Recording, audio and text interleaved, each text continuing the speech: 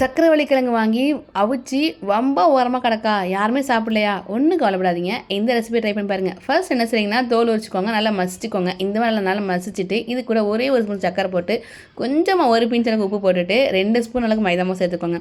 சேர்த்துட்டு 1 ஸ்பூன் அளவுக்கு நெய் சேர்த்துக்கோங்க. நல்ல ஃப்ளேவர் செம்மையாக இருக்கும். சேர்த்து நல்லா மாவு இந்த மாதிரி பிசைஞ்சிக்கோங்க. பிசைஞ்சிட்டு இதை அப்படியே ஒரு பால் மாதிரி பிடிச்சி பால் அப்படியே ஒரு வடை மாதிரி தட்டி அழகாக எண்ணெயில் போட்டு பொரிச்சு எடுக்கிறதுக்கு முன்னாடி என்ன செய்றீங்கன்னா, சக்கரை பாகு ரெடி பண்ணிக்கலாங்க. அதுக்குள்ளே அந்த வடைங்களை ஃபுல்லாக ரெடி பண்ணி வச்சுட்டு ஓரமாக வச்சுக்கோங்க. இப்போ பாருங்கள், வடை பார்க்க செம்மையாக இருக்குல்ல, பால்கோவா மாதிரி இருக்கு இல்லையா? இப்போ நம்ம சக்கரை பாகு ரெடி பண்ணிக்கலாங்க. 2 கப் அளவுக்கு சக்கரை, 1 கப் அளவுக்கு தண்ணி சேர்த்து நல்லா கொதிக்க விட்டு பாகு பதம்னு பார்க்க வேணாம், அப்படியே ஸ்டவ் ஆஃப் பண்ணி ஓரமாக வச்சுருங்க.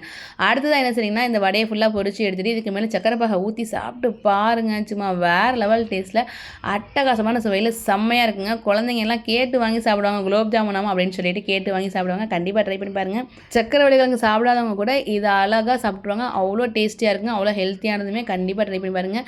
ட்ரை பண்ணி பார்த்துட்டு வீடியோ பிடிச்சா லைக் பண்ணுங்கள். நம்ம சேனலை சப்ஸ்கிரைப் பண்ணாக்கன்னா சப்ஸ்கிரைப் பண்ணிக்கோங்க. தேங்க்யூ.